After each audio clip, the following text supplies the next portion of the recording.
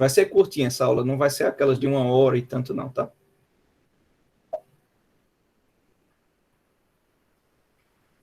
Bom, pessoal, dando continuidade, então começa hoje a nossa terceiro e quarto bimestre de virtualização e basicamente nós vamos ver a continuidade.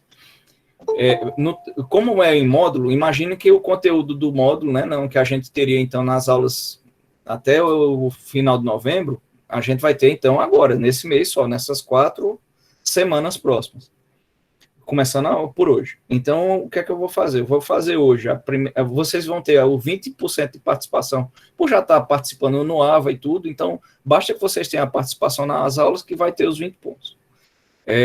Vocês vão poder pegar também e ter 30 pontos dessa atividade que eu vou passar hoje. Essa atividade, eu vou combinar com vocês uma coisa, ela é mais ou menos experimental. Eu quero ver o sucesso dela. Com isso, eu não estou dizendo que eu já vou adiar o prazo de ser semana que vem para daqui a 15 dias, não. Mas se der muito erro, eu vou acabar dando mais prazo de mais uma semana, tá? Então, não fiquem tão agoniados assim, não.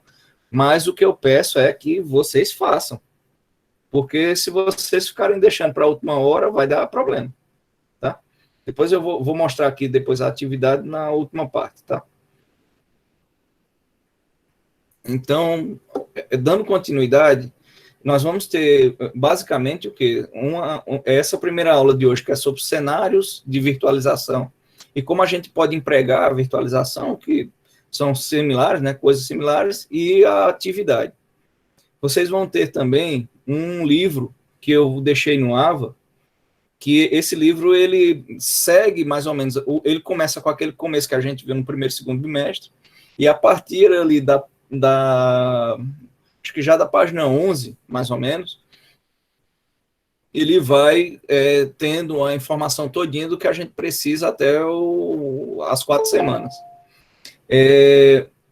Também eu vou pegar um trabalho, mas na próxima semana, que é um trabalho porque eu vou mostrar para vocês que foi feito, é um TCC, e nesse TCC ele tem muitas informações de virtualização. Aí a gente vai fazer também uma pequena atividade com ele, que já vai ser mais para o final, tá? Que é para a gente entender um cenário de virtualização e como a gente aplicaria a virtualização ali. Então, essa primeira atividade, ela é bem prática, que é com esse vídeo que vocês vão fazer, que eu vou comentar já no final, e a outra, ela vai ser mais um pouquinho teórica, a atividade em si, a avaliação, tá? Mas as aulas que nós vamos ter, ela também vai ter atividades práticas, tá? Nas próximas 3 aulas. Então, vamos lá de novo. Aqui.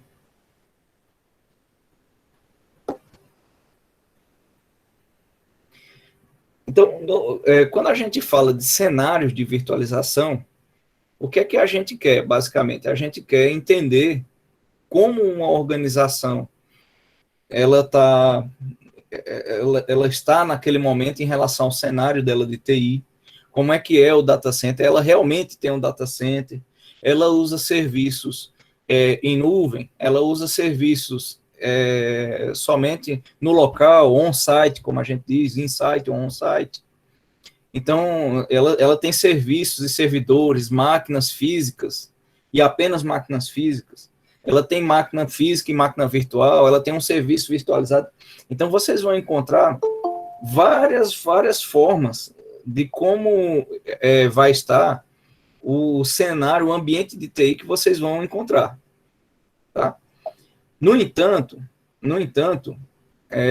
o que vai acontecer é que vocês vão precisar fazer na vida de vocês um diagnóstico mínimo naquele local, se for requerido de vocês para criar alguma coisa virtualizada. O que é fazer um cenário? O que é entender um cenário? É vocês entenderem, basicamente, o que vocês precisam fazer em relação a esses 6 temas. Então, vamos dizer assim, uma virtualização integral, onde todos os aspectos de computação da empresa de vocês é virtualizado, ele vai incidir sobre, então, essas 6 coisas. Porém, na vida da gente, nem tudo que a gente começa a fazer é exatamente do jeito que a gente tem que fazer no todo, né? A gente pode fazer partes também. Então, o que eu quero deixar para vocês, o que eu acho interessante vocês compreendam, é que na vida prática, na vida real, né, como diz a história, o que vai acontecer muito é que você tem uma empresa que quer, na verdade, só consolidar, ela tem 10 servidores, mas ela quer, para aquele momento, virtualizar só 2. Então, se ela quer só 2, é aquilo que ela pede, é aquilo que ela precisa mesmo, você vai lá e vai fazer só o serviço de consolidar 2 servidores, transformando numa máquina só, com 2 servidores virtuais, por exemplo, 2 máquinas virtuais. Porém, é importante que vocês saibam, junto também com analistas de sistema, que vocês saibam fazer um diagnóstico para entregar, né, todo o serviço que aquela empresa precisa. Então, o que é consolidação de servidores? Consolidação de servidores é você pegar, basicamente, você chega na empresa e você encontra servidores que são computadores físicos, né, grandões, e você tem 5, 6, 10, 1.400, vai depender do tamanho da empresa. E você quer, então, que esses servidores eles estejam consolidados num grupo de hardware, mas que ele possa ser enxergado não apenas o servidor existente fisicamente, mas até mesmo um servidor físico ter vários servidores virtuais. Então, a consolidação de servidores é isso, é você pegar e unir vários servidores. Eu vou ter uma imagem aqui na frente para vocês entenderem. Vocês têm aqui nessa imagem aqui, ó. Por exemplo, imagina que esse quadradinho aqui, ó, ele é um servidor. Então, ele tem o serviço 1 aqui funcionando, ó, e ele tem todo esse espaço computacional em ócio. Em ócio, vocês entendem o que é, né? Ócio é que você não está fazendo nada, é quando a gente está ocioso. Então, eu tenho aqui, ó, muitas vezes aqui, vamos dizer, aqui parece ser 50%, né? Então, ó, o serviço todo nesse primeiro computador aqui físico, ele toma somente 50% do tempo. Esse segundo aqui, ó, sei lá, 30%, esse outro aqui talvez até 15%. Então, você vê que esse tempo ocioso nas máquinas é muito grande.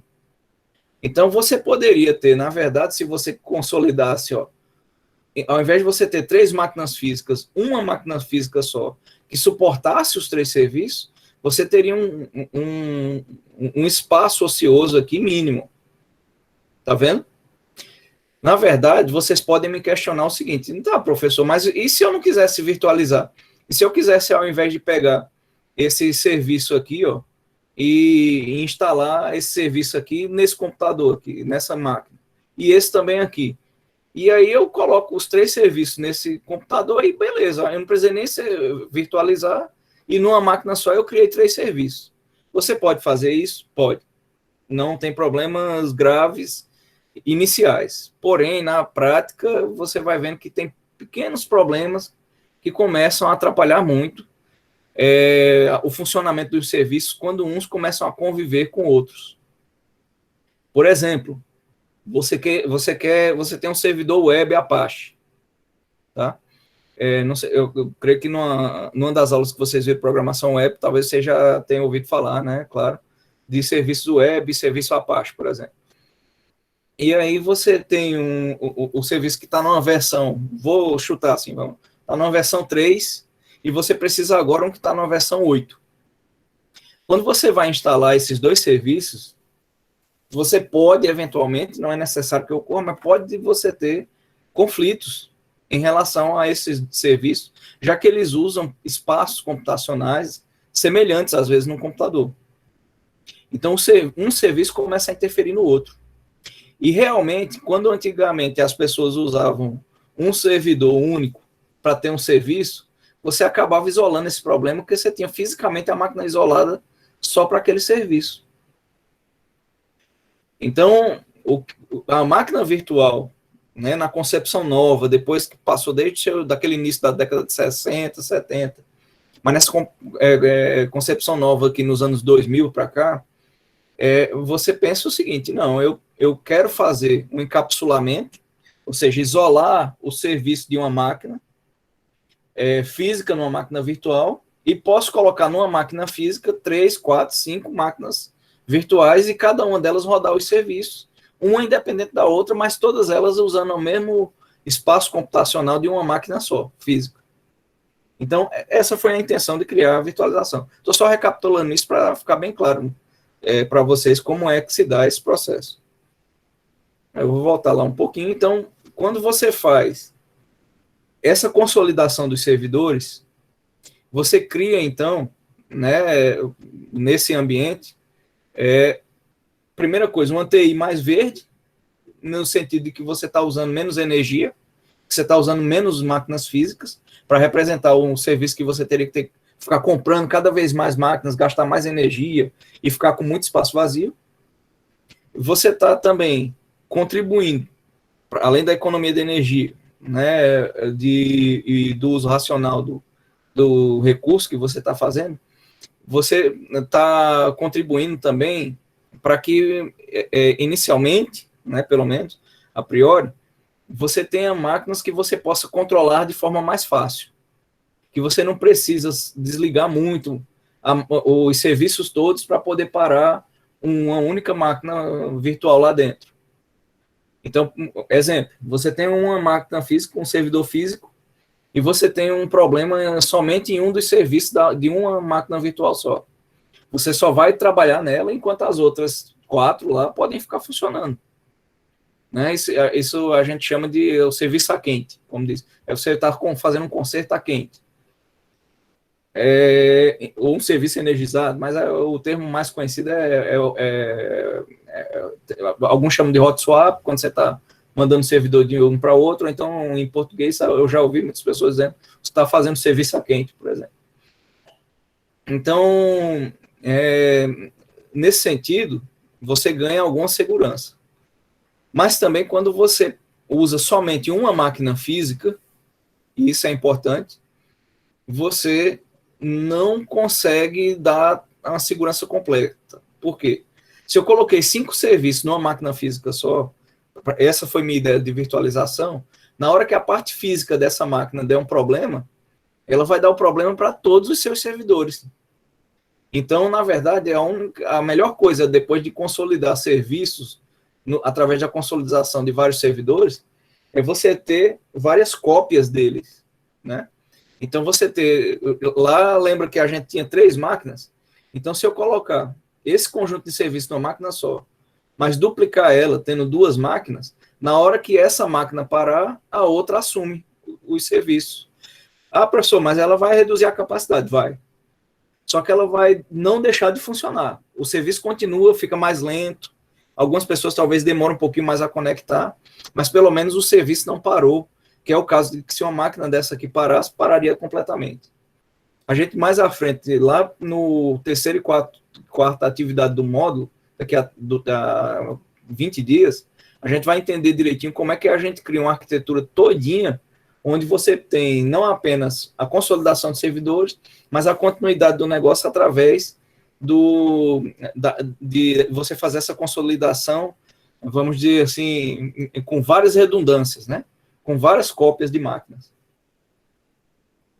Então, ó, melhorar a continuidade dos negócios, quando vocês ouvirem em informática, né, em termos de TI, qualquer lugar do mundo, falando de continuidade do negócio, ou o termo em inglês é business continuity, tá? Quando vocês ouvirem esse termo, é a respeito disso, é que você tem um serviço que ele tem uma infraestrutura normalmente virtual, que ela é duplicada justamente para que você não pare serviço.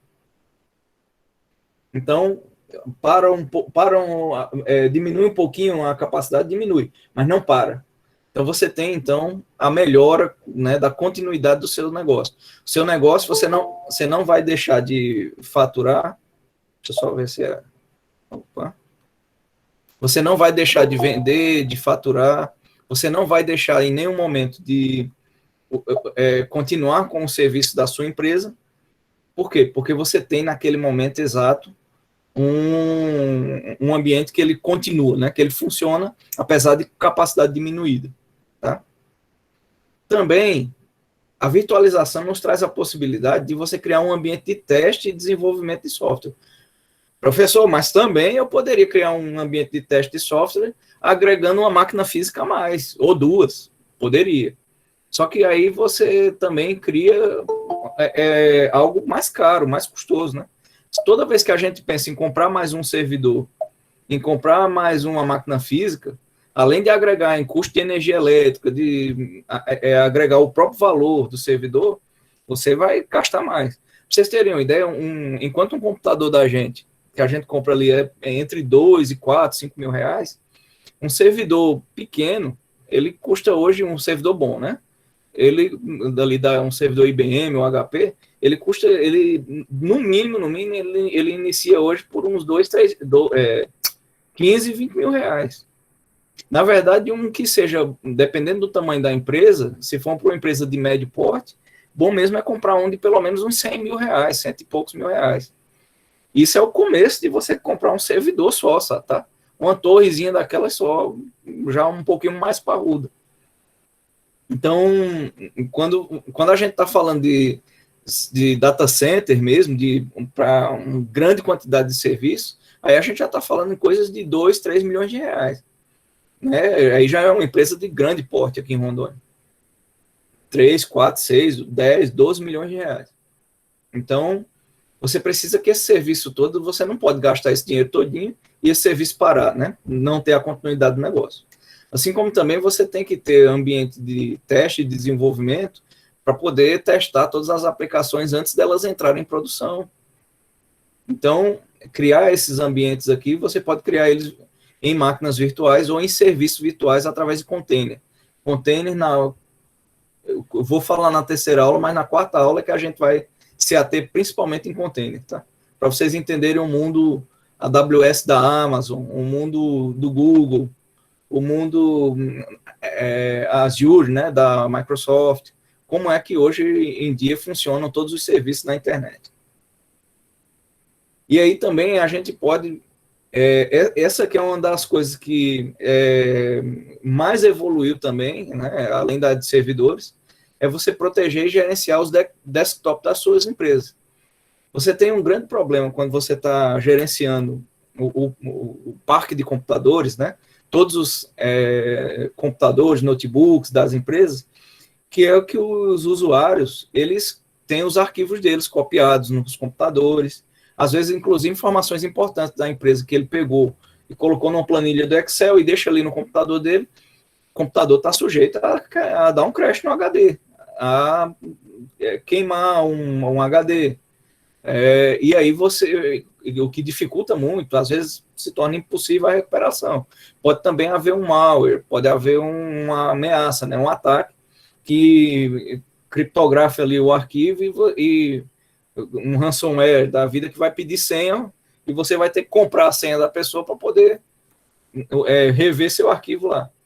Então, para que isso não aconteça, você tem que ser capaz de fazer alguns backups ou criar serviços de pasta, como hoje a gente vai fazer a proposição da atividade de vocês criarem um serviço de arquivos, né, de Samba, e facilitando com que na empresa tudo esteja devidamente feito backup e tudo esteja salvo.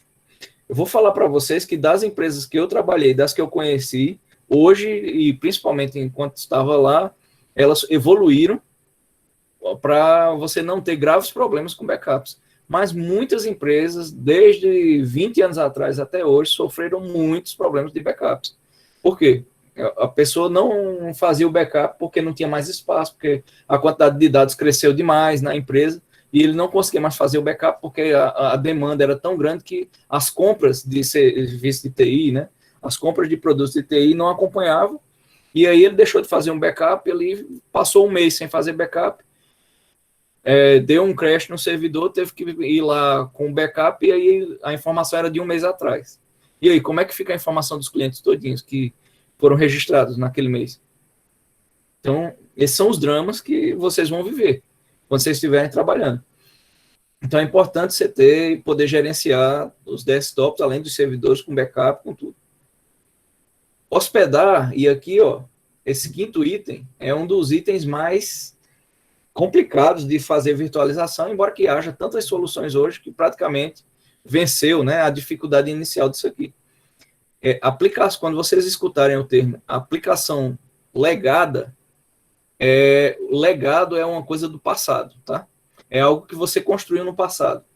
Então, por exemplo, eu, Renato, eu espero que daqui a, sei lá, eu espero que seja muito, daqui a 20, 40 anos, 30 anos, 40 anos, quando eu morrer, eu tenha deixado um legado de ter formado muitos alunos, de que muitos alunos tenham podido trabalhar, tenham podido exercer suas profissões, porque eu participei na construção do conhecimento para eles. Então, eu espero que esse seja o meu legado. O legado é isso, é uma coisa que fica ali no passado, mas que ela ainda é útil. Então, aplicações legadas, softwares legados, são justamente todos os softwares antigos e que você está movendo essa estrutura para o futuro, você está virtualizando ela, mas você precisa fundamentalmente fazer com que os softwares antigos funcionem. E aí, para isso, você precisa utilizar as tecnologias adequadas, os drivers adequados, né? Vamos dizer assim, aplicações que são de suporte de virtualização adequadas para elas, para poder elas funcionarem. Finalmente, a gente chega no ponto do data center dinâmico, que é, nesse sentido da virtualização, o objetivo final, o sonho maior. O que é um data center dinâmico? Imaginem você trabalhar num data center que ele é como se fosse um Lego, né? Um brinquedo daquele Lego, onde você cresceu até determinado tamanho, tem suas aplicações funcionando, e aí vai aumentando o nível de armazenamento, vai aumentando a quantidade de demanda de pessoas acessando pela internet, e aí você precisa ampliar sua capacidade computacional. Então, o normal era você o quê? Fazer a aquisição de uma nova máquina, ir lá, de repente, num dia, parar o seu data center para fazer uma ampliação. Então, para naquele dia, depois de ter configurado a máquina, vai reiniciar tudo, tem que passar um dia parado ali, às vezes 6 horas, 8 horas parado, só para poder adicionar essa máquina maior, esse outro servidor, dentro do seu data center. Quando a gente virtualiza tudo no estado da arte, né, no melhor estado disso, no estado ideal, você adiciona uma máquina sem nem desligar o data center. Por quê? Quando ela entra, ela já sincroniza e começa a compartilhar dados com o data center que já está ali funcionando. Por exemplo, quem clama, né, quem diz que trabalha assim já, e a gente sabe que é, o Google, Amazon, Microsoft, HP, todas as grandes empresas de TI, seja no Brasil, seja no Vale do Silício, no mundo onde elas estiverem, elas não param os serviços dela. O Google ali, ele não pode parar, ele só para se for por um acidente. Mas o Google, o YouTube, eles não param. Eles ficam com os servidores dinâmicos, né, com os data centers deles de forma dinâmica, ampliando, funcionando, sem nunca parar. Em tese, né? Teve um dia que parou, tudo bem. Ali foi algo imprevisto, que na dinâmica dele era para ele funcionar sempre. Então, aqui, ó, a gente vê, então, como fases, né? Mas que não é obrigatório que numa empresa você queira fazer essas fases até chegar ao final. Você pode começar somente pela consolidação de servidores. Você pode fazer um gerenciamento de continuidade a partir da consolidação de servidores. Está vendo aqui com firewalls, está vendo com bloqueios. E também você, então, pode fazer o data center dinâmico. Aqui que você vai agregando de um data center para outro, parou esse aqui, o outro aqui funciona. Né? Ou parou um servidor daqui, os outros assumem. Então, além disso, separado, né, dessas outras três, você tem, então, uma fase, né, um ambiente aqui todinho de teste e de desenvolvimento, que é você simplificar, você simular completamente a situação de infraestrutura, de softwares que você tem aqui em produção, trazer esse ambiente para cá, no teste de desenvolvimento, poder simular como sua aplicação vai funcionar direitinho, e ela vai ter todas as características de estar em produção. Só que simulando um cenário aqui muito realista, né? E aí, ao testar e ver os problemas, os erros, tudo, você tem a capacidade de desenvolver e de corrigir para melhorar o suficiente para quando você entrar em produção, o seu serviço funcione da melhor maneira possível. E não tendo que corrigi-lo diversas vezes. Você vai ter, eventualmente, manutenções, mas você não precisa fazer algo que tão acidentado, né? Você pode fazer algo quase lá na hora de colocar em produção com o menor, vamos dizer assim, impacto possível. Tá? Então, aqui, ó, também como consolidação, como exemplo de consolidação, você tem vários serviços, ó, né? Um servidor de aplicação, Application Server, você tem o serviço de SQL, de Oracle, você tem um servidor de impressão, um servidor de arquivos, servidor de e-mail, junta eles e vai criar eles como camadas, né, ó, como camadas virtuais num servidor grandão, que pode ser virtual, inclusive. Isso aqui a gente vai ver bem em containers, tá? É só voltando uma coisinha. Ele também bota o layer aqui, né, que para ele aqui em laranja é a aplicação, para o azul é o sistema operacional, e a parte aqui dedicada à amarela é o hardware de configuração, né? A parte de software que lida diretamente com o hardware na virtualização.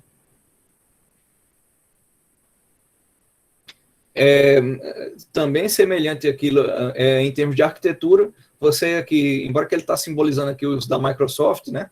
O Excel, o Word funcionando em cada computador, e aí quando você perde aqui um computador desse, você pode perder esses arquivos, isso é um risco. Ao invés disso, o que é que você faz? Você consolida as aplicações como serviços numa arquitetura virtual, né, num ambiente virtual, e aí cada computador pode utilizar esse serviço e guardar esses arquivos no servidor que vai ter backup, e por isso o que acontecer, a destruição que acontecer com o computador aqui, não vai afetar a sua produtividade, ou não vai colocar a empresa em risco, né, pôr a empresa em risco, porque você perdeu uma planilha, tá? Bom, nessa imagem eu vou dar uma paradinha aqui para vir com vocês aqui e vou agora abrir para vocês aqui principais dúvidas que vocês têm em relação a essa primeira explicação. Vocês entenderam direitinho os cenários possíveis, que é fazer consolidação de servidores, que é você fazer ali, né, a questão de continuidade de negócio. Tá bem compreendido isso aí?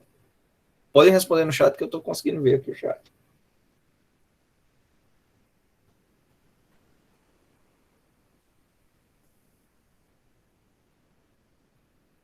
Pessoal?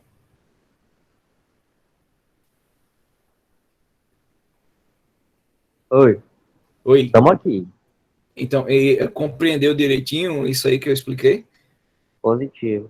Vou então fazer Oi, pode falar. Eu só queria entender que essa necessidade de ter tudo no computador. Isso, por que a gente precisa consolidar eles num servidor só? Tá, mas se eu quiser ter ele tudo em computadores diferentes, para uma pessoa mexer com uma coisa, outra pessoa mexer com outra e outra pessoa mexer com outra. Isso, não, tudo bem, mas aí você fala assim, o computador, sem ser o servidor, né? Não, com o sistema nele já. Isso, não, então, é porque aí, Will, quando eu estava falando muito em consolidar o servidor, é o servidor do ambiente do CPD, né? Então, por exemplo, no CPD, vamos dizer assim, ó, eu tenho um sistema financeiro, tá? Que é o sistema onde você vai colocar as informações que foram utilizadas para pagar a folha de pagamento dos funcionários da empresa. Então, que é o sistema de RH, por exemplo, tem contato com o sistema financeiro. Então, eu não vou instalar esse software em cada computador no sentido antigo, lá onde ele é somente para o computador, standalone, tá? Eu posso instalar ele no servidor, e aí todos os outros vão acessar esse sistema financeiro a partir dos computadores, mas o sistema ele vai funcionar e rodar no servidor. Compreendido isso? Viu? Vai, saiu. Viu? Bom, vou continuar para vocês aqui o seguinte. Vocês têm essa mesma dúvida do Wilker, do software funcionar no computador pessoal da gente, no PC, ou funcionar no servidor? Eu imagino, caiu mesmo, viu, Luiz? Não, viu, Jefferson? Não é não. Pense no data center, é o seguinte, ó. O data center, ele é um computadorzão, grandão, só que em vez de ser um só, ele é um conjunto de computadores, né? Mas no frigir dos ovos, no fim de tudo, um data center ele tem as mesmas características de um computador, que são o armazenamento, a rede, ele tem também a parte de processadores, de processamento, ele tem os dispositivos ali de entrada e saída deles, que nesse caso, lógico que não vai ser necessariamente um mouse, mas pode ser lá ele ter uma tape library, que a gente chama, né, que é onde ele vai gravar as fitas de backup. Então, ele é um computador nesse sentido, só que ele é um conjunto de computadores fazendo o papel de um computadorzão grandão para a gente, e de armazenar. Então, quando eu falo assim de backup, dessas coisas, quando eu dei o exemplo lá do Word, por exemplo, você até pode ter o Word instalado no seu computador, isso não é um problema, eu acho que foi talvez a dúvida do Wilker. Mas aí, quando você for salvar o arquivo, em vez de você salvar no seu HD do micro, do computador, e aí pode acontecer de quebrar seu computador, de perder o HD, então você vai salvar no HD dentro do servidor lá, que é feito backup todo dia. Então isso tira o risco, entendeu, Jefferson?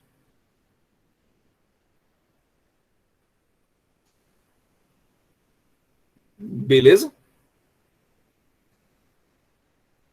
Quem quiser colaborar agora pode falar, que agora é a hora.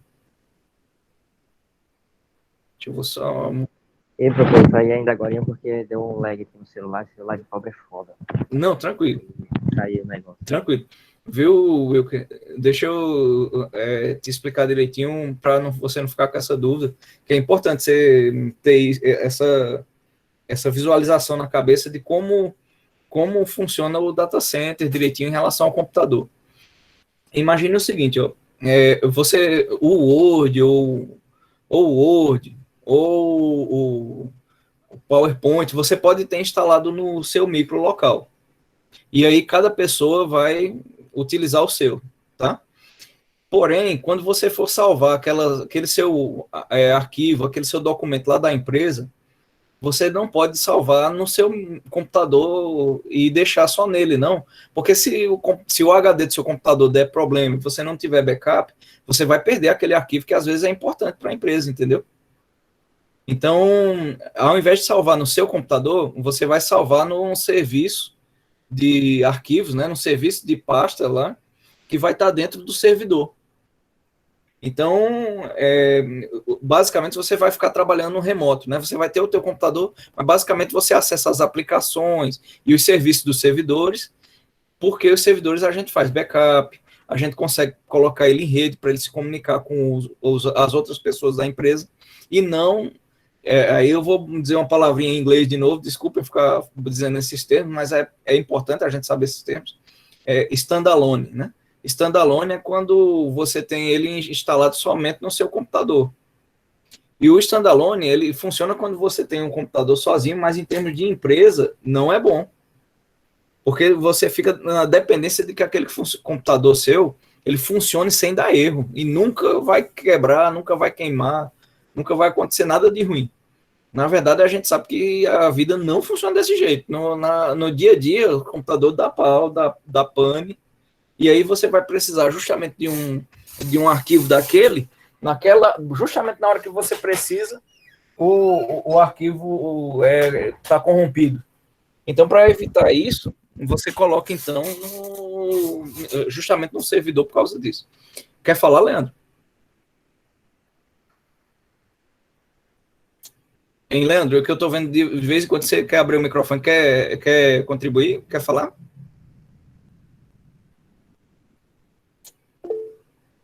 Ah, tá. Não, tudo bem. Beleza. Então assim, por isso que a gente, então, quer e deseja, como TI, consolidar esse serviço, fazer com que esses serviços todos funcionem num ambiente que ele possa, a toda hora, eu fazer manutenção dele sem ter um impacto muito grande para o cliente final, né, que é para o usuário. Porque o usuário, para ele, a TI funciona quando tudo está funcionando. Então, quando o serviço para o usuário, aí ele bota a culpa logo na TI. É por isso que eu não trabalho, porque a TI não funciona. Então, isso é normal, vocês vão ouvir isso normalmente, no dia a dia. Mas se vocês conseguem construir um serviço com virtualização, com um ambiente bom, que quase não para, ele também não vai chegar lá todo dia para você e reconhecer, pô, essa TI funciona porque está tudo virtualizado, melhor coisa do mundo. Não. Aí é que ele vai, sabe, quando o cliente esquece da TI, que ele nem lembra da TI, é quando a TI é a melhor do mundo, tá? Então, basicamente, assim, é por isso que a gente consolida, então, os servidores. Deixa eu ver se... E por que vocês acham que é importante eu ter um ambiente que simule um ambiente de desenvolvimento e de testes? Então, vou escolher alguém aí para responder. Primeiro, alguém quer responder ou quer que eu escolha?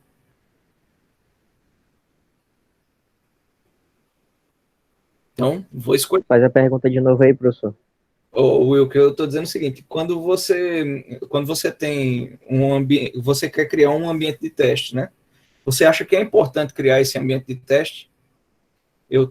Além do ambiente que está em produção lá, está funcionando na vida real. É importante eu ter um ambiente de teste, de desenvolvimento, para criar aplicações? É claro, como é que vai fazer as atualizações do sistema que está sendo operado? Tem que ter, né? Perfeito. Para poder fazer modificação. Perfeito. É exatamente isso, tá? A segurança que a gente, como profissional de TI, vai ter de que um serviço funciona direitinho é se a gente faz muito teste nele antes dele ir na vida real, né? Como diz a história. Você entendeu, Eduarda? A partir da pergunta? Ah, beleza. A outra coisa, a continuidade do negócio. Vocês entenderam direitinho o que é continuidade do negócio? Viu, Tayane? Mais ou menos alfa e beta. É assim, você fazer a primeira versão, você já testa nesse ambiente de teste, sem colocar em produção, e aí, depois que o cliente diz, não, beleza, é isso mesmo, está funcionando. Então, vamos colocar em produção. Só depois que você usa esse ambiente de teste, que é um ambiente simulado, bem parecido com um ambiente real. Tá? Eu vou abrir mais um assunto também na aula, que não estava previsto inicialmente, mas para explicar para vocês uma coisa importante também. Vocês vão começar a escutar uma sigla, vou até aqui para o Google, para mostrar para vocês uma coisa. Uma sigla chamada DevOps. Tá? DevOps é um termo novo, recente, né? Não é novo não, mas normalmente você tinha a definição do profissional de TI como sendo normalmente ou um desenvolvedor, ou um desenvolvedor ou uma pessoa que trabalhava na infraestrutura, ou uma pessoa que trabalhava em redes. Então, normalmente você tinha um profissional de TI de comunicação, profissional de telecomunicações, você tinha um profissional de infraestrutura e de servidores ali, do CPD, e você tem o profissional desenvolvedor de software. Com isso, eu não estou querendo dizer que essas figuras ainda hoje não são mais esses nomes, né? Esses papéis não são mais usados. Ao contrário, eles são muito usados. E quando vocês entrarem numa empresa, normalmente vocês vão ver que até aquilo que vocês vão gostar mais ou vão entender melhor, vai ser aquilo que vocês vão ser escolhidos para fazer, ou vocês vão escolher para fazer. Então, nesse sentido, é lógico que ele ainda não substituiu totalmente o perfil de hoje. Porém, esse novo perfil chamado DevOps é o cara que é desenvolvedor, e é Ops também, que é trabalhar nas operações de TI também, né? Operações de infraestrutura, operações de telecomunicações. Então, ele é na parte de operações, de fazer a TI funcionar, mas também desenvolver. Então, essa nova categoria de infraestrutura, que, na verdade, quando a gente forma vocês no IFRO, a gente forma vocês... A gente forma vocês... Vocês teve alguma parte da minha explicação que vocês não entenderam? Porque travou? Digam sim no chat, ou não.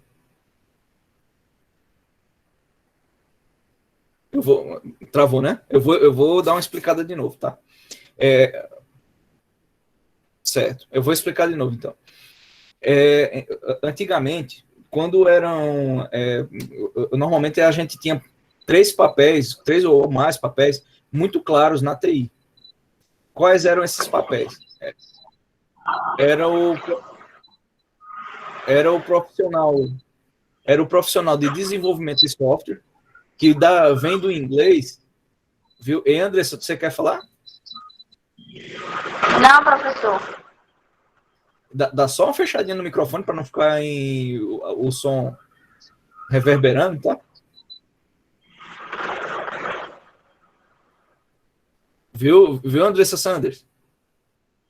Calma aí, eu tô tentando. Ok, beleza. Então, o que é que acontecia?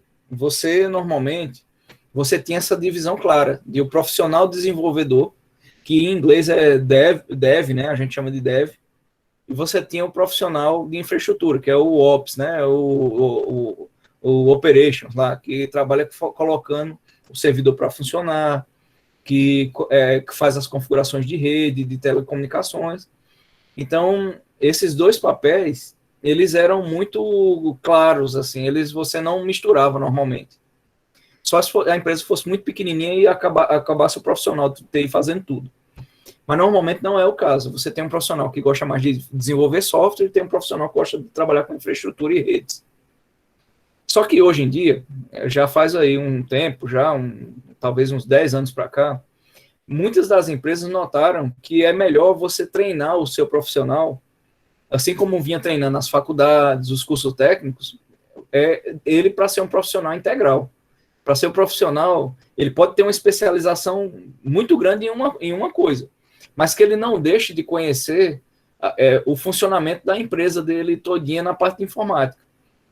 Então, esse papel do DevOps, tá? Que é essa definição aqui, ó, vocês podem ver no Google.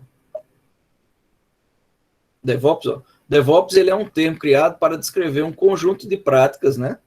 Um perfil de um profissional, de integração entre as equipes de desenvolvimento de software, operações, infraestrutura e de apoio envolvidas no controle de qualidade.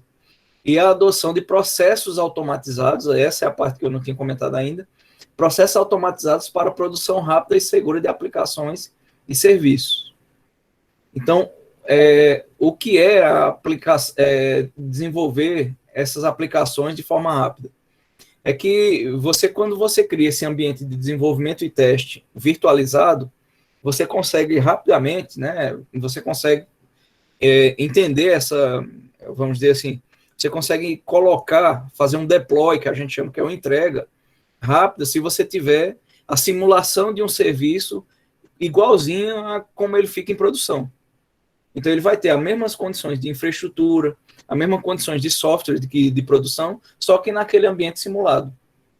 Então, isso facilita muito com que o DevOps ele consiga fazer uma atualização, essa atualização ir rapidamente para uma pessoa que sabe ver a parte de infraestrutura junto com a configuração do software, e ele coloca em produção, teste e coloca em produção, de uma forma mais rápida. Eu trabalhei com uma dinâmica dessa bem interessante na Cefim, né, na Secretaria de Finanças do Estado de Rondônia, onde eles têm um apoio DevOps muito forte. Talvez um dos melhores da região norte. Eu confesso para vocês que seja talvez uma das melhores do Brasil, de conseguir colocar do dia que você vai fazer a aplicação até o dia que ela entra em produção, assim, aplicações que em 2 semanas, 3 semanas ficaram prontas. Porque é muito rápido em termos de desenvolvimento de TI, tá? Então a Cefim aqui do estado de Rondônia, ela é muito boa, muito mesmo. Ela é no nível mundial, não é no nível nacional de São Paulo, não, ela é no nível mundial mesmo. Tanto da qualidade de software, de profissionais e tudo. E aí você vê que isso tudo funciona muito bem. Quando você começa a ter um profissional polivalente, mesmo que ele seja especializado mais em uma coisa, mas que ele consiga entender o ambiente virtualizado todinho. E aí ele consegue subir ou não o serviço, tá? Então aqui, deixa eu só voltar aqui para essa imagem. Essa imagem aqui, ó, ela mostra também os vários níveis, né? Então, um sistema antes de uma virtualização, que é esse primeiro aqui, ó, eu tenho apenas a máquina física, como a gente viu no primeiro e segundo bimestre, onde eu tenho CPU, memória, vídeo, disco e rede, um sistema operacional e as aplicações, né, os softwares, rodando em cima do sistema operacional. Eu venho aqui para uma fase de implantação aqui de um sistema virtualizado, e aí eu preciso de um software hipervisor. Nesse caso aqui, ó, é um de tipo 1, né, um bare metal, ele está direto no hardware, controlando o hardware, e acima dele, então, é que eu começo a criar as máquinas virtuais com os sistemas operacionais. E aí eu tenho finalmente que não utilizar apenas uma máquina virtual, mas um conjunto aqui de máquinas virtuais, né, adicionando outras várias máquinas. Se eu conseguir fazer com que esse sistema tenha escalabilidade, aí eu quero que vocês entendam bem essa palavrinha, eu vou escalando, ou seja, eu vou criando mais hardware, mas colocando na mesma estrutura virtual, como se eu estivesse adicionando mais capacidade de disco, mais capacidade de vídeo, de memória, de CPU, de rede, para acrescentar mais máquinas virtuais, e fisicamente eu posso ter 20 máquinas, mas virtualmente eu posso ter 100, 150 servidores. Tá ok? Outra coisa, eu posso trabalhar também num sistema de nuvem, tá? E aí computação em nuvem, vamos ver se vocês têm visto, né, nas outras disciplinas, principalmente aí as disciplinas de rede. Vocês viram o professor comentar sobre computação em nuvem. Todos estão tranquilos em relação aos conceitos de nuvem?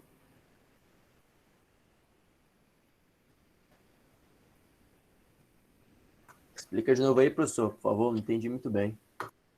Vocês têm visto, eu acho que principalmente com as disciplinas de rede, vocês têm visto a explicação de computação em nuvem, de serviços em nuvem?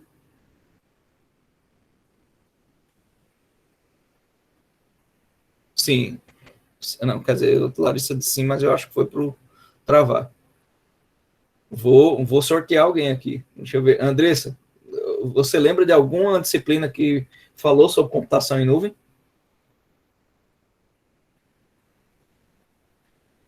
Andressa Sanders?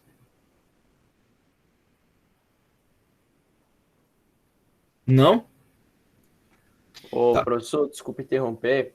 Oi. Eu acho que ano passado o professor de redes falou, mas foi pouca coisa. Quando ele estava falando sobre redes lá, ele tocou no assunto sobre nuvens, só que foi pouca coisa.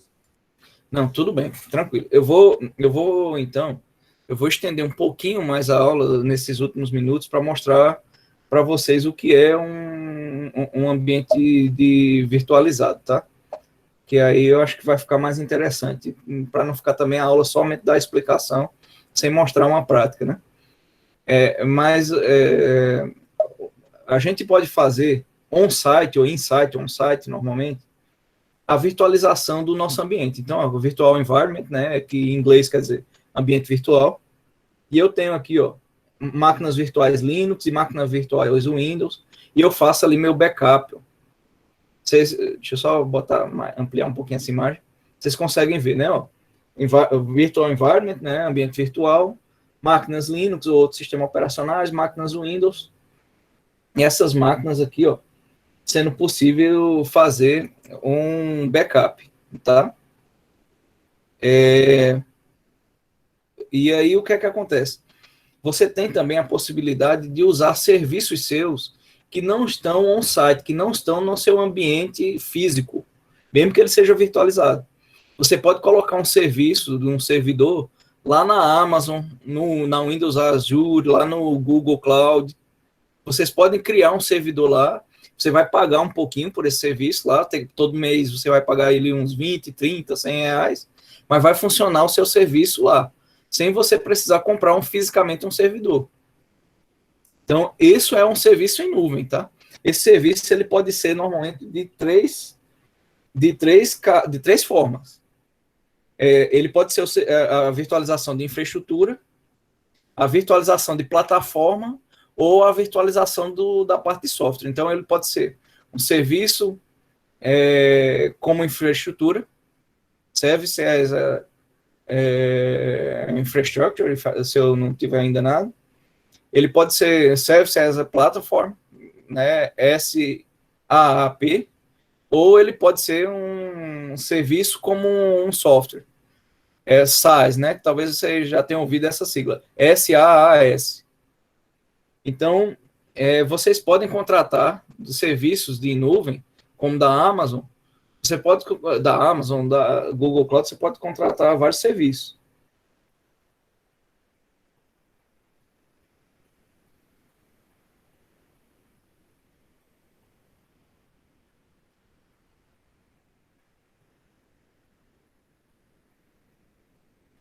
Então,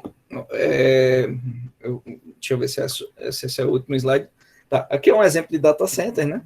Vocês terem uma ideia, isso aqui é uma sala, o tamanho da portinha lá. Isso aqui são os computadores, as várias fases dos computadores. Ó. Cada lâminazinha aqui, a cada 3 LEDs desse aqui com esses dois, ó, isso aqui é uma lâmina. Isso aqui em si é um computador, pode ser que ele seja especializado, normalmente é. Pode ser que aqui seja o storage, porque como está escuro não dá para identificar direito. A cada linhazinha dessa ó, é um computador. Pode ser que isso aqui seja um storage, pode ser que seja uma lâmina de processamento e assim por diante. Tá? Então, desses vários computadores, a gente vai ter a computação do que a empresa necessitava. Vocês imaginam um Google, a quantidade de servidores que eles têm para manter todos os vídeos do YouTube, todas as funcionalidades de serviço do YouTube rodando. E aqui, então, eu tenho também, ó, nos cenários de virtualização, o que eu desejo em relação à continuidade de negócio. Se é uma alta disponibilidade, como é a minha recuperação de desastre e como é o backup e recuperação.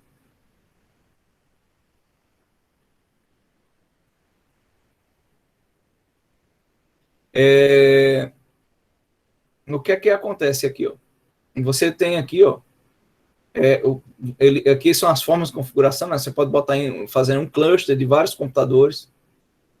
Você pode fazer uma migração rápida ao vivo, um hot swap que eu estava falando.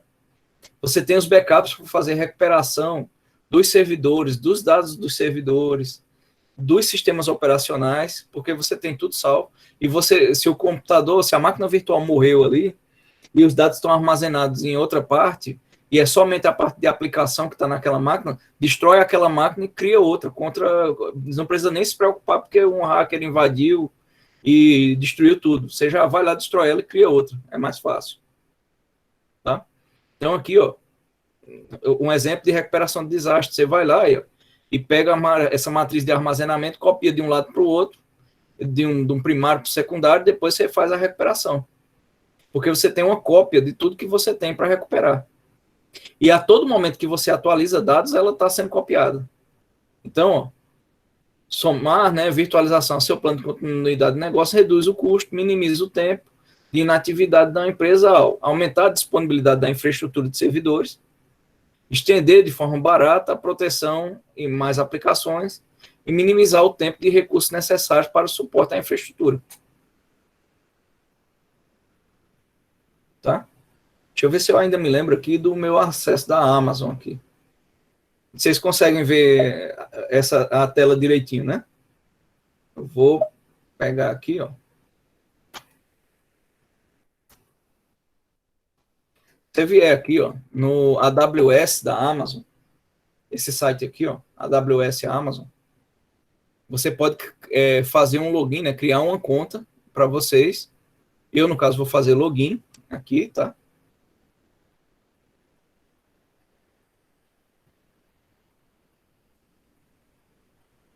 Deixa eu ver se...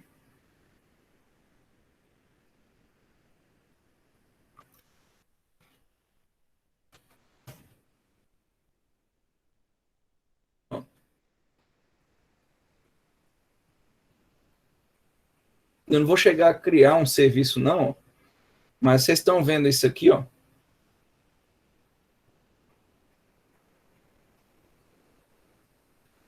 É lógico, cada serviço desse aqui, ó, cada serviço desse aqui, ele tem um preço, ele tem um custo. Eu, por exemplo, agora, eu não tenho serviço nenhum rodando, porque eu não estou precisando de nenhum serviço. Então, minha conta fica lá em R$ 0 por mês, né? Mas se eu subir um computador aqui, ou um serviço, ó, subir um container, subir um serviço de armazenamento, você viu um serviço de satélite, né? Tecnologia quântica, que eu nunca nem vi falar dessa aqui, ó. Ou gerenciamento e governança aqui, práticas de gerenciamento e governança na empresa. Segurança, identidade e conformidade. Fazer um servidor lá de LDAP, né? Active Directory. Aqui tem como a gente subir. Então, a gente consegue construir um data center todinho somente com os serviços aqui da Amazon. E você vai aqui, cria esse serviço, ele vira teu data center. Ao invés de você ter que comprar as máquinas físicas, você vai somente pagar por mês o quanto você usar. É caro? Depende da intensidade do uso, tá? Então, eu, por exemplo, eu vou mostrar para vocês aqui, ó. Deixa eu só ver uma coisa primeiro. Vocês estão me acompanhando, né? Vocês conseguem ver a tela lá, né? Diz aí sim para mim se vocês conseguiram ver a tela, né? Direitinho. Pronto. Eu vou dar o exemplo lá, mas talvez eu não vou criar não a máquina para não ficar cobrando ali do meu cartão de crédito, tá? Eu vou só mostrar aqui os passos que a gente faria. Mas é basicamente você vir aqui, ó, por exemplo, tem uma máquina EC2, né? Eu posso subir uma máquina Linux ou uma máquina Windows aqui. Então eu venho aqui, ó. Aí ele diz aqui, ó, você quer criar aqui, ó, instâncias. Você quer, né? Como é que você quer criar essa sua máquina? Então, ó, deixa eu ver se eu tenho alguma máquina feita aqui.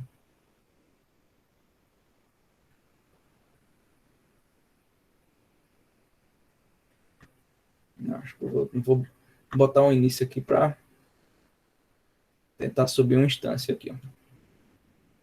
Então, se eu fosse aqui, ó, deixa eu ver se eu tenho como executar.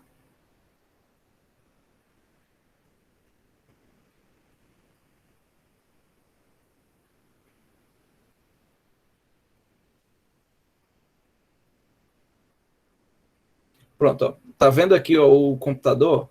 Eu quero aqui rodar uma máquina, ó, em baixo modo, que é esse T2 Nano aqui, ó. Então ele tem o quê? Ó? 512 MB de memória e é um i386. Tá vendo? Ó? É uma máquina 64 bits, mas ele é um processamento, só tem uma CPU virtual, só tem um processador. E aí esse aqui provavelmente eu subi ela aqui, ó. Deixa eu ver aqui se eu consigo subir ela.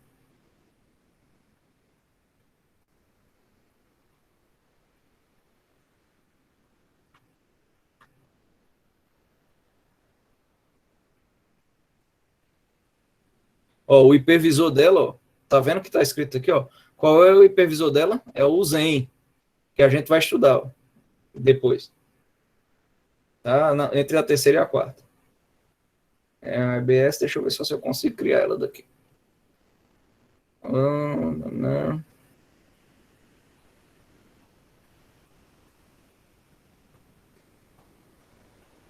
Mano.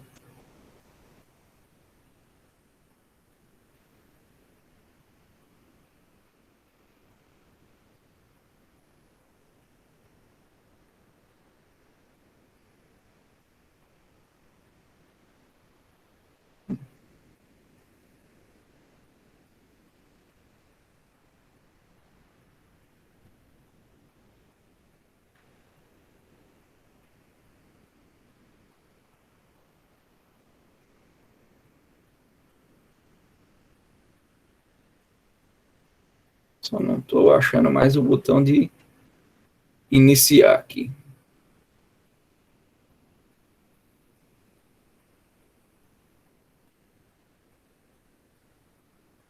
Confirmar.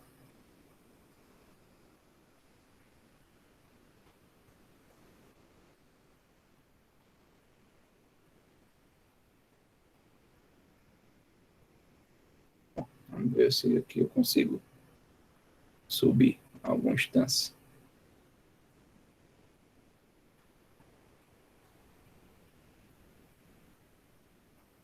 Pronto, aqui, ó.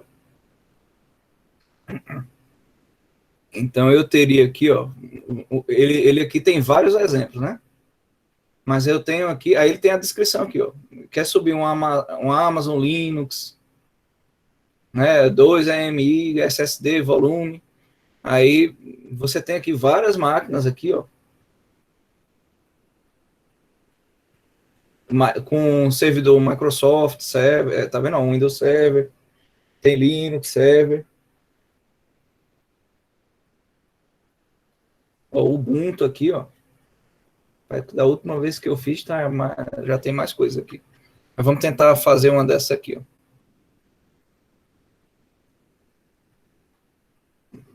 Ó, ele é grátis, ó. Tá vendo? Então, vou revisar e vou lançar ela. Beleza.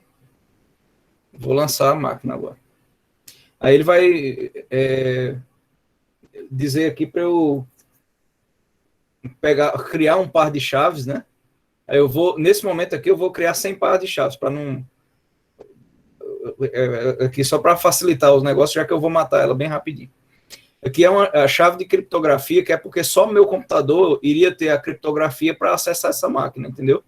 E aí eu faço isso de forma segura. Eu tirei porque eu só para facilitar, para mostrar para vocês. Então, vamos lançar essa máquina. Então, beleza. Essa máquina está sendo lançada. E aí ele tem aqui, ó, qual é a identificação da instância. Tá vendo?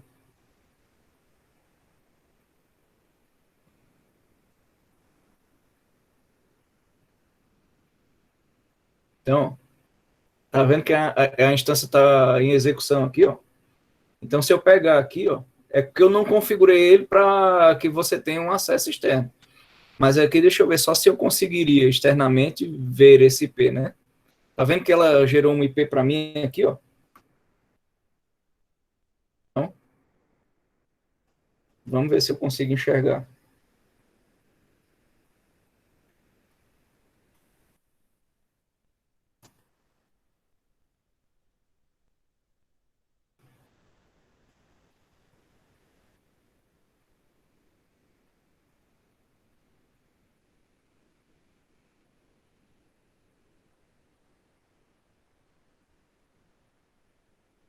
Não, provavelmente eu tenho que fazer alguma configuração aqui para eu pegar ela e fazer ela poder ser lançada, tá?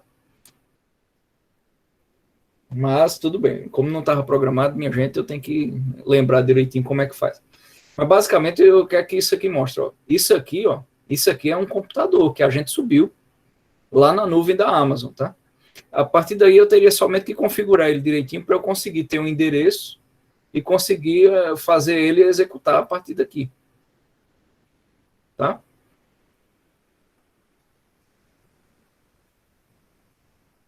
Ele vai ficar rodando ali, provavelmente não vai conseguir achar.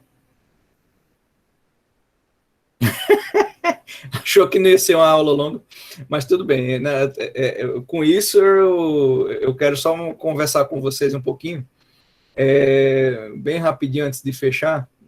Vou até tirar aqui e mostrar o seguinte, ó, que se vocês quiserem conhecer as nuvens, existem, ó, além da AWS da Amazon, que eu tinha mostrado, né? Existe a qual? A Google Cloud. E se você for estudante, ó, você pode fazer um teste gratuito por 90 dias, ó, ele te dá um crédito de $300. Então, se você vier aqui e for fazer o cadastro, ó, comece a usar gratuitamente, a única coisa que ele vai pedir para você usar a nuvem é que você faça o preenchimento das informações aqui, ó. Aí ele vai concordo com o contrato, tá vendo? Aí ele vai pedir o quê? Opa, concordo. Aí ele vai para o próximo passo aqui de pedir, ele vai dar um crédito de $300 para usar, mas aí uma coisa importante, ele vai dizer, eu não vou cobrar, mas eu quero ser os detalhes do cartão de crédito. Então, nesse caso, vocês têm que conseguir um cartão de crédito, um número de cartão de crédito para colocar aqui. Ah, professor, mas isso... Bom, é por isso que eu não estou botando nenhuma atividade para vocês terem que criar com um cartão de crédito que vocês precisem, aí se vocês têm, se vocês não têm. Mas se vocês quiserem fazer, é importante vocês verem, porque durante 90 dias você vai conseguir utilizar esses $300 para criar máquina, criar um serviço e utilizar. Também tem um item lá de estudante, tá? Então tem, ó, Google Cloud, tem essa daqui que é a da Microsoft, que é a Azure, tá? Cloud.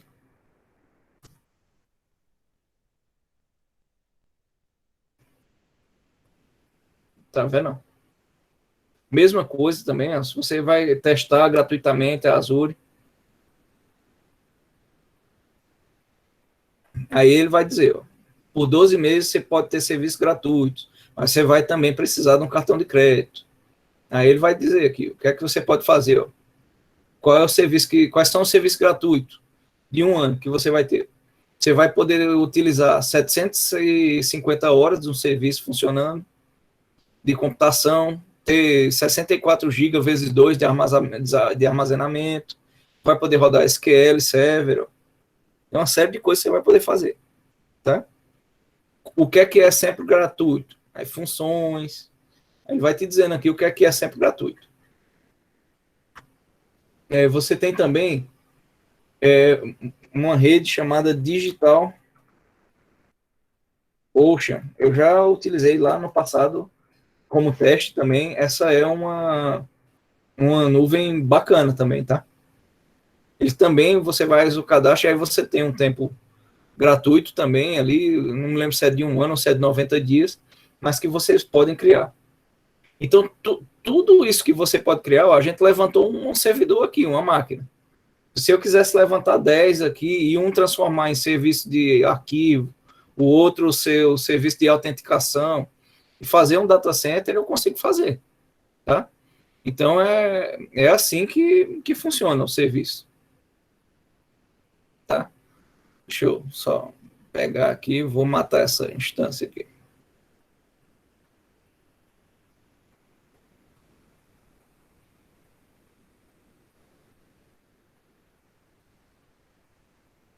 Para a instância, estou interrompendo o serviço da instância, ó.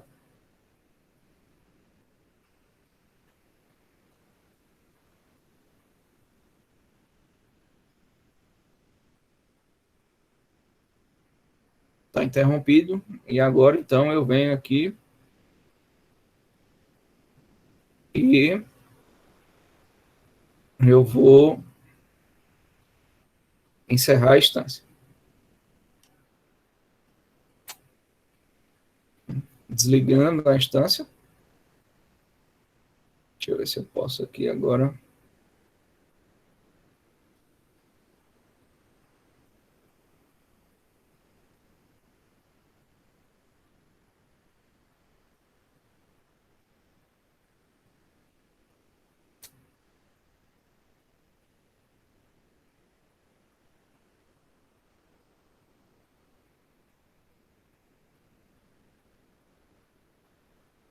Aqui eu vou dar uma olhada ali como é que eu apago ela. Daqui.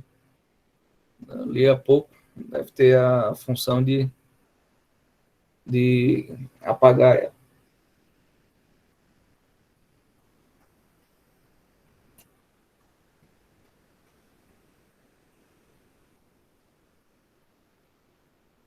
Muito bem.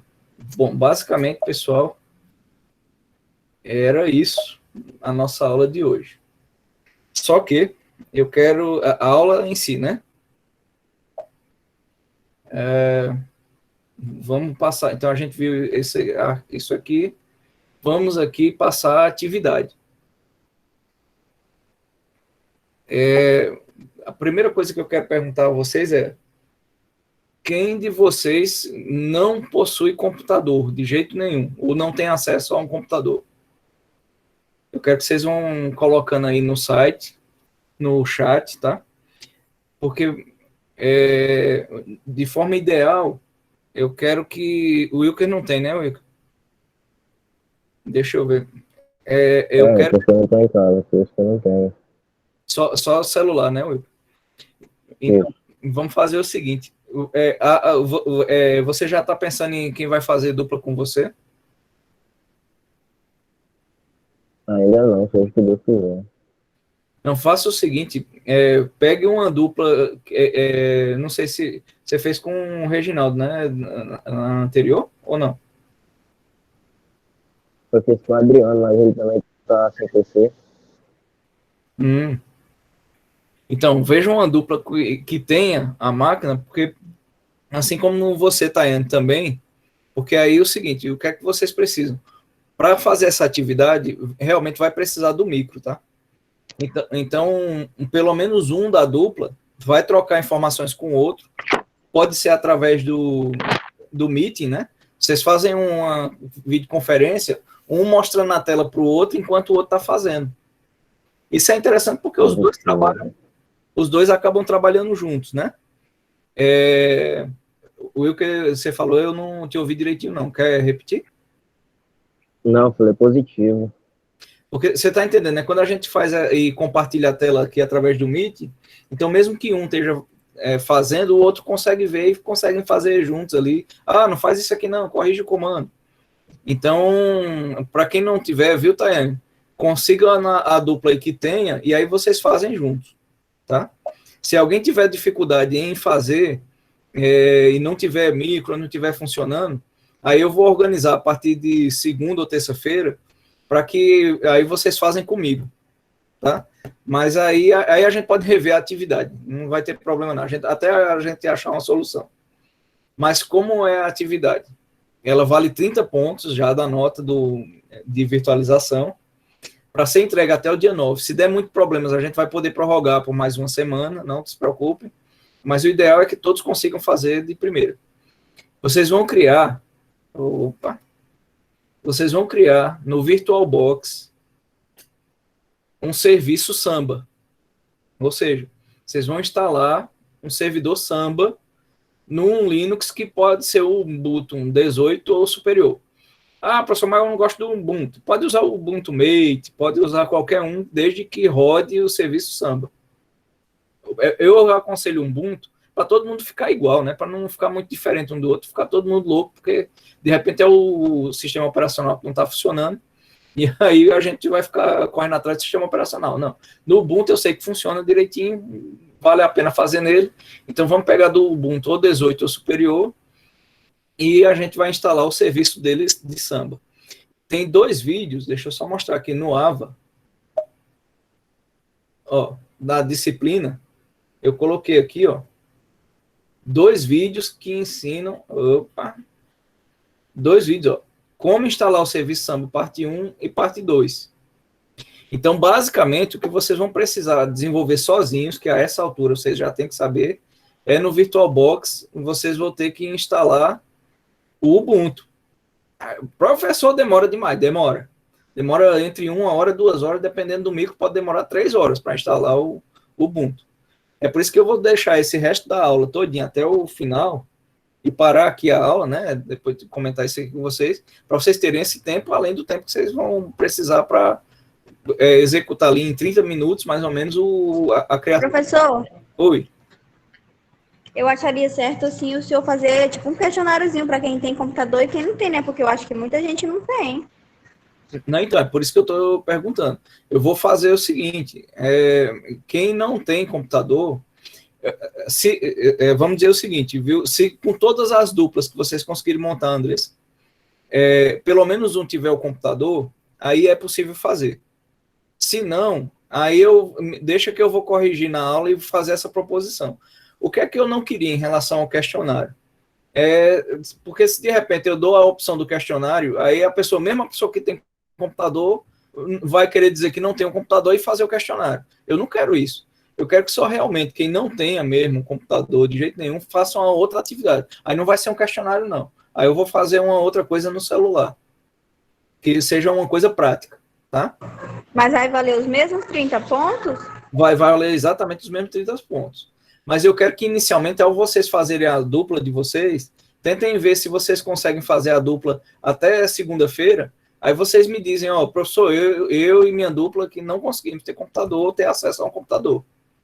Aí beleza. Que aí eu digo, não, então beleza. Aí eu fico desenhando no final de semana essa outra atividade, que vai envolver virtualização também, junto com o Android, eu lido com um celular que tem um Android. Tá bom?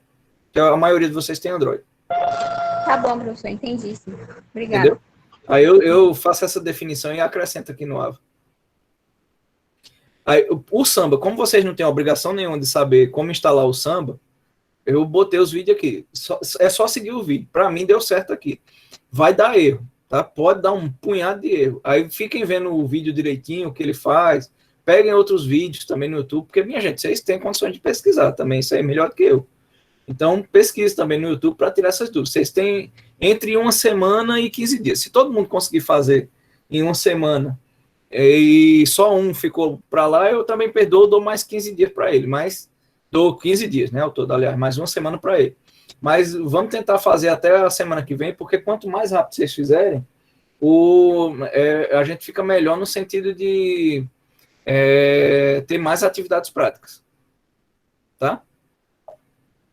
Então, ó, o vídeo, o que é que eu quero que vocês façam? Instalou o Ubuntu e instalou o Samba lá, na hora que vocês estiverem instalando um Ubuntu, filma lá pelo menos 1 minutinho da instalação dele, aí filma a primeira parte do vídeo, instalando um Ubuntu no VirtualBox, que isso você já sabe fazer, tranquilo. Aí depois, quando for a parte do Samba, depois de ver o vídeo e entender direitinho, grava mais 1 minuto, 1 minuto e meio, instalando o serviço do Samba. Esse vídeo que vocês fizerem explicando, no máximo em 3 minutos, é o que vocês vão mandar para mim, o link deles do YouTube, lá aqui, ó, no AVA. Cadê o bicho? Aqui. Vai postar o link aqui, ó. Tá? No máximo 3 minutos. É por isso que o vídeo é curtinho. Só para mostrar vocês fazendo a instalação, o início e o fim da instalação ali do Ubuntu, e depois instalando, né? Dando os comandos do serviço e configurando o Samba. Tá? Esse vídeo aqui explica tudo direitinho.